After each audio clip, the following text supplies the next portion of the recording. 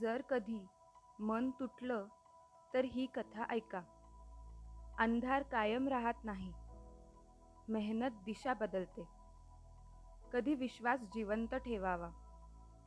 नेहमी अशाच कथा ऐकण्यासाठी आत्ताच सबस्क्राईब जरूर करा.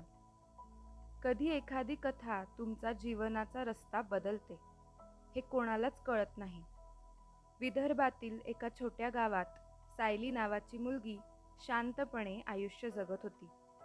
घरात गरिबी कायम होती, पण स्वप्न मोठं होतं. वडील शेतात राबायचे, आई घर सांभाळत होती. सायली अभ्यास करत बसायची. डोळ्यात एक हट्ट होता, डॉक्टर नक्की व्हायचं होतं. रात्र उशिरापर्यंत जागून ती पुस्तकं वाचत बसायची. थकलेले डोळे मिटायचे, पण स्वप्न झोपत नव्हतं. मन शांत होत नव्हतं. एका थंड संध्याकाळी वडील उशिरा घरी आले. चेहऱ्यावर मोठी चिंता. हात रिकामे दिसत होते. घरात शांतता पसरली. आई शांतपणे जवळ गेली. हळू आवाजात विचारलं, आज एवढे गप्प का?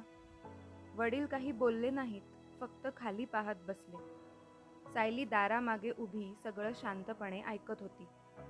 कर्ज पुन्हा वाढलं होतं. शेत पुन्हा नुकसान झालं. घरात चिंता वाढली. त्या रात्री कोणी बोललं, फक्त शांतता वाढत गेली. सायली छताकडे पाहत होती.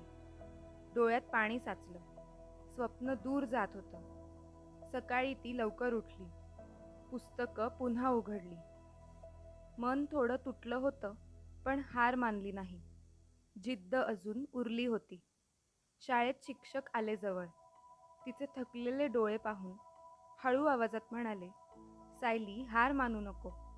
तुझ्यात खूप ताकद आहे. त्या दिवशी पहिल्यांदा ती थोडी हसली होती. मनात आशेचा किरण हळूहळू उजळत होता. रस्ता दिसू लागला. काही दिवसांनी अचानक शहरातील कोचिंगची माहिती शाळेत जाहीर झाली होती. हुशार विद्यार्थ्यांसाठी मदत मिळत होती. सायली शांत उभी होती. फॉर्म भरायचा होता, पण फी खूप मोठी. वडिलांकडे पैसे नव्हते. सायली शांत बसली होती. मन पुन्हा खचलं होतं. त्या रात्री वडील म्हणाले, एक बैल विकू. आता तुझं स्वप्न मोठं आहे, तू मागे हटू नको. हे ऐकून ती रडली. शहरात पहिल्यांदा गेली. मोठ्या इमारती पाहिल्या. तिने लोक वेगाने चालत होते. मन थोडं घाबरलं होतं, पण जिद्द वाढत होती. रोज पहाटे उठून ती अभ्यास करत बसायची. इतर झोपलेले असताना ती स्वप्नासाठी झगडायची. मन हळूहळू मजबूत झालं. कधी भूक सहन केली, कधी झोप अपुरी झाली, कधी खूप रडू आलं. पण हार जवळ आली तरी ती थांबली नाही. परीक्षेचा दिवस उजाडला. हात थोडे थरथरत होते. डोळ्यांसमोर वडिलांचा चेहरा, आईचे थकलेले हात, मनात ताकद भरत होते. निकालाचा दिवस आला. सगळे स्क्रीनकडे पाहत सायलीचा श्वास अडकला. क्षणभर वेळ थांबला आणि चमत्कार घडला. सायली निवडली गेली. सरकारी मेडिकल कॉलेजमध्ये. घरात आनंद पसरला. आई शांत रडत होती. वडील आकाशाकडे पाहत होते. वर्ष मागे सरले. सायली डॉक्टर बनली.